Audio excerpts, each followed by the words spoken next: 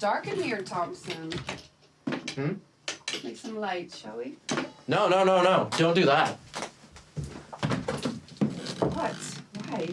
Well, things have yet to be illuminated. Okay. Did you bring the apparatus? I brought the apparatus. Good.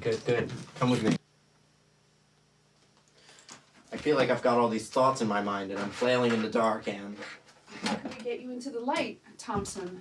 Well, I've been thinking About, you know, the post-capitalist potential for mass education in the internet age.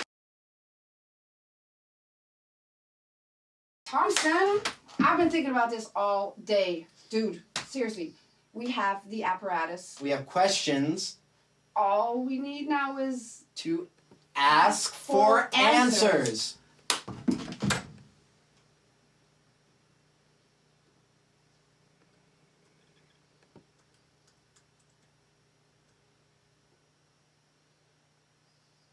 Today, my young comrades, we will discuss another matter.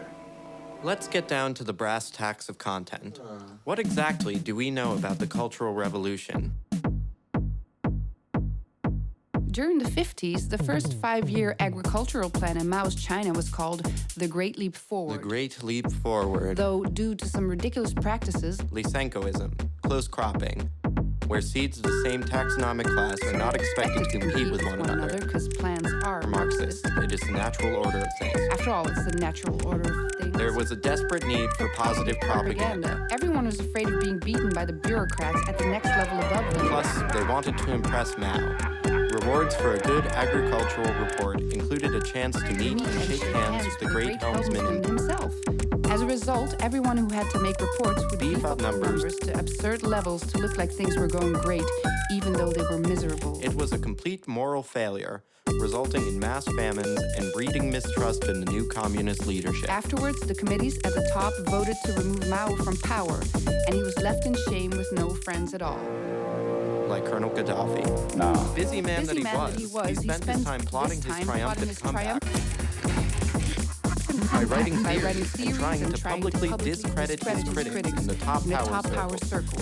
He sought out radical aid wherever he could find it, and one of his henchman's wives helped a local philosopher author what they call in China a big character poster, large words written on a wall or graffiti.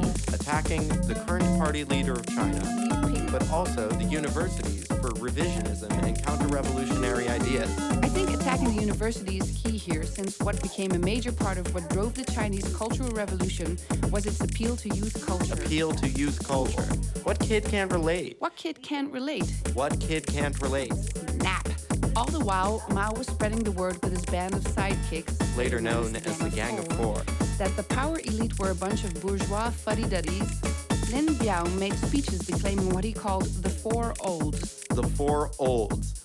Old customs, old culture, old habits, and old ideas.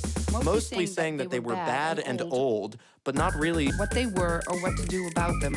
Similar to teenage punks shouting anarchy all over. Old habit. Mao began making more big graffiti tags to that effect. Soon, all the kids in town were getting riled up, their raging teenage hormones being focused in favor of Marxism instead of making out in the backs of their Corvettes.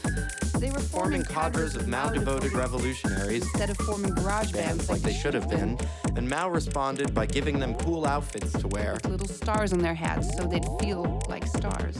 Now you listen to me, little boy.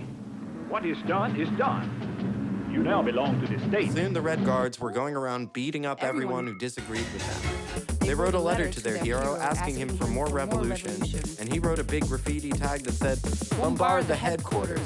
So they did. The Central Party Committee was toppled, and Miao was reinstated as top cat. Lin Biao, what's his real name? Lin Biao? Lin Biao gave all these kids a neat little book of Mao's quotations to carry around everywhere. Use as a reference to answer any confusion whatsoever. They became bolder and more violent. They became bolder and more violent than ever, wrecking temples and people's homes.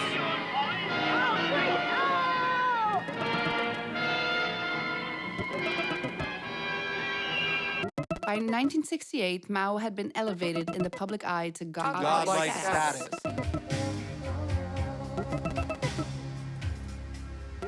While all this was happening in China, on a parallel plane in the West, the pop culture explosion of Mao the 60s had been was going basically down. deposed from Also power a in movement- 1962. Also a and the movement Cultural pushed forward Revolution mainly went by into full swing in hormone-addled kids who were 1966. deeply impressionable During this and time in the West, Beatles. happened. Andy Warhol's factory. Beatles. I am Warhol.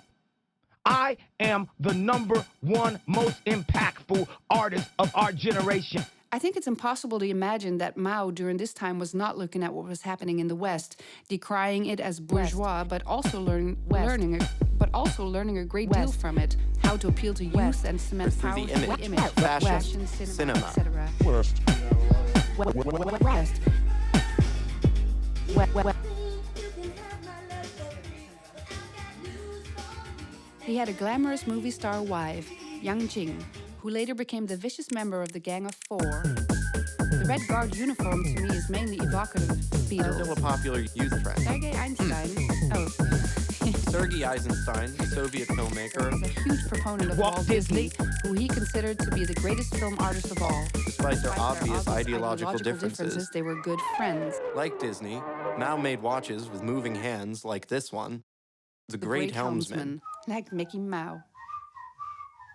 The internet allows each and every person to construct, Mickey like Mouse. Mao, a cult of personality. It's led to the permanent teenagehood of all people, filling up their Facebook pages with attractive images of themselves and becoming fans of one another. Following everyone's individual moments as big as life-changing moments, but as minor as brunch photographs. Following everyone's individual As though we moments. were all celebrities or world leaders. Twitter, in effect, is everyone's individual little red book. A catalog of quotations on whatever subject a person feels they have the need to speak about. We can use the internet as an image fashion appeal to gain influence. The internet is not a tool for education. It's an ocean of little devotional fan clubs. Of little devotional fan clubs.